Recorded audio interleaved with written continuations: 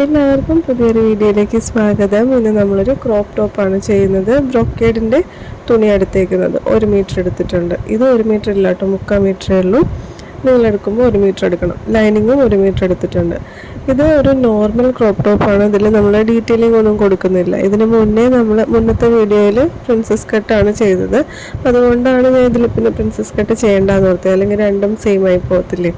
അപ്പോൾ ഇതൊരു ഡീറ്റെയിലിംഗ് ഒന്നും ഇല്ലാത്തൊരു നോർമൽ ക്രോപ്പ് ടോപ്പാണ്.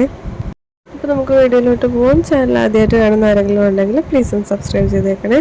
ഇവിടെ ഇപ്പോൾ തുണി 4ആയിട്ട് മടക്കിയിട്ടുണ്ട്. വീതിയിൽ 2ആയിട്ട് ഓൾറെഡി മടക്കി, പിന്നെ നമ്മുടെ വണ്ണത്തിനനുസരിച്ച് ഒന്നുകൂടി ഇതുപോലെ മടക്കിയിട്ടുണ്ട്. 11 ഇഞ്ചിൽ വെച്ചാണ് ഞാൻ മടക്കിയേക്കുന്നത്. 11 ഇഞ്ചിലാണ് ഞാൻ ആ മാർക്കിങ് ചെയ്തത്.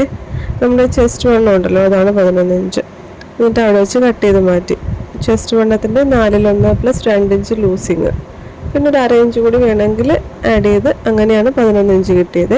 ഇനി ഇതിൻ്റെ ലെങ്ത്ത് എനിക്ക് 15 ഇഞ്ചാണ് വേണ്ടത്. ഞാനപ്പോൾ 16 ഇഞ്ചിൽ ഇതുപോലെ മാർക്ക് ചെയ്തിട്ട് അവിടെ സ്ട്രെയിറ്റ് ലൈൻ വരച്ച് നമ്മൾ മുറിച്ച് മാറ്റുവാണ്. ഇനി ആദ്യം നമുക്ക് ഷോൾഡർ മാർക്ക് ചെയ്യാം. 6.5 ഇഞ്ചാണ് നമ്മളെപ്പോഴും എടുക്കുന്നത്. നിങ്ങൾ വൈഡ് കഴുത്താണ് വയ്ക്കാൻ ഉദ്ദേശിക്കണമെങ്കിൽ 1/2 ഇഞ്ച് കുറച്ചിട്ട് ഷോൾഡർ എടുത്താൽ മതി. 6 ഇഞ്ച് ഇവിടെ ഇപ്പോൾ ഞാൻ 6 ഇഞ്ച് എടുത്തിട്ടുള്ളൂ. മുകളും 6 ഇഞ്ച്.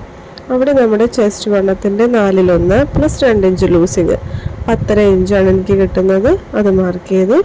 ഇനി ഷോൾഡറിൽ നിന്ന് നമ്മുടെ വേസ്റ്റ് 12.5 ഇഞ്ചിലാണ്. അവിടെ വേസ്റ്റ് റൗണ്ടിൻ്റെ 4/1 + 2 ഇഞ്ച് ലൂസിങ് 9.5 ഇഞ്ച്. പിന്നെ ക്രോപ്പ് ടോപ്പിൻ്റെ അടിഭാഗം നമ്മുടെ ചെസ്റ്റിൻ്റെ അതേ അളവ് തന്നെ 11 ഇഞ്ച് ഞാൻ എടുത്തിട്ടുണ്ട്. എന്നിട്ട് ഈ 3 പോയിന്റുകളും തമ്മിൽ കൂട്ടിമുട്ടിച്ചിട്ടുണ്ട്. എന്നിട്ട് അടിവശത്ത് ഒരു 1/4 ഇഞ്ചോ 1/2 ഇഞ്ചോ ഇതുപോലെ ഒന്ന് ഒരു റൗണ്ട് ഷേപ്പും കൊടുത്തിട്ടുണ്ട്.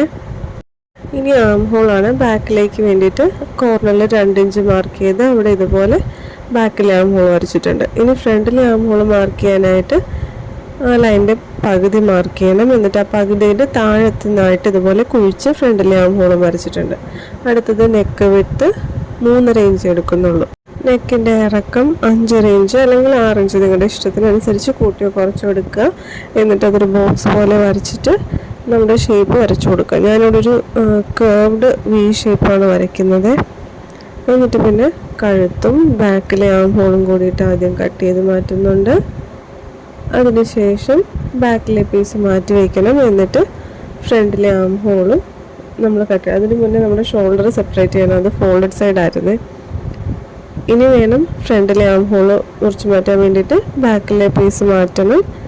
എന്നിട്ട് ഫ്രണ്ടിലെ ആം ഹോളും കട്ട് ചെയ്യുന്നുണ്ട്. അപ്പോൾ ഇതേപോലെയാണ് നമ്മുടെ 2 ലൈനിങ് കിട്ടുന്നത്. ഇനി ഇതേ അളവിൽ നല്ല തുണി കട്ട് ചെയ്തെടുക്കണം. അതിനായിട്ട് നല്ല വശത്തേക്ക് ലൈനിങ് വെച്ച് കൊടുക്കുക. കഴുത്ത് മുട്ട് സൂചി കുത്തി സെക്യൂർ ചെയ്യുക. അതിനുശേഷം കഴുത്തിൽ കൂടി മാത്രം ഒരു സ്റ്റിച്ച് കൊടുക്കണം. ഇതിപ്പോൾ സ്ലീവ്സിന് വേണ്ടി നമുക്കത് ഇത്രയും തുണിയുള്ളൂ കേട്ടോ. ഞാൻ പറഞ്ഞില്ല 3/4 മീറ്റർ തുണി ഉണ്ടായിരുന്നുള്ളൂ. അപ്പോൾ ഇത്രയും തുണിയേ കിട്ടിയുള്ളൂ. അപ്പോൾ നമ്മൾ കുഞ്ഞി പഫാണ് വയ്ക്കുന്നത്. അതിനായിട്ട് തുണി ഇതുപോലെ 4ആയിട്ട് മടക്കിയിട്ടിട്ടുണ്ട്.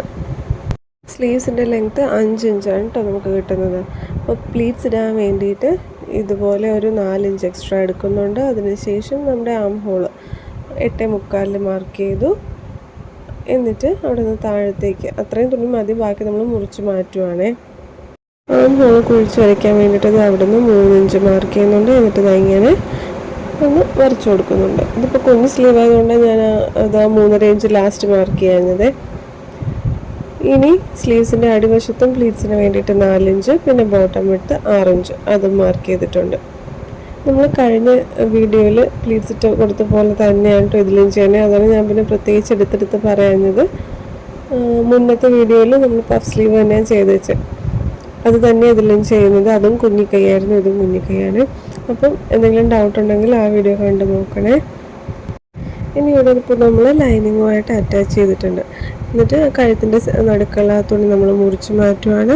ലൈനിങ് മോശം വശത്തേക്ക് മറിച്ചെടുത്തിട്ട് കഴുത്തിൽ കൂടിയിട്ട് ഒരു ടോപ്പ് സ്റ്റിച്ചും കൊടുക്കണം. അതിനുശേഷം ബാക്കിയുള്ള വശങ്ങൾ ലൈനിങ്ങുമായിട്ട് സ്റ്റിച്ച് കൊടുത്ത് അറ്റാച്ച് ചെയ്തേക്കാം. ഞാനിപ്പോൾ അടിവശത്ത് മാത്രമേ സ്റ്റിച്ച് കൊടുത്തിട്ടുള്ളൂ, ആം ഹോളിലും 2 സൈഡിലും കൊടുത്തിട്ടില്ല.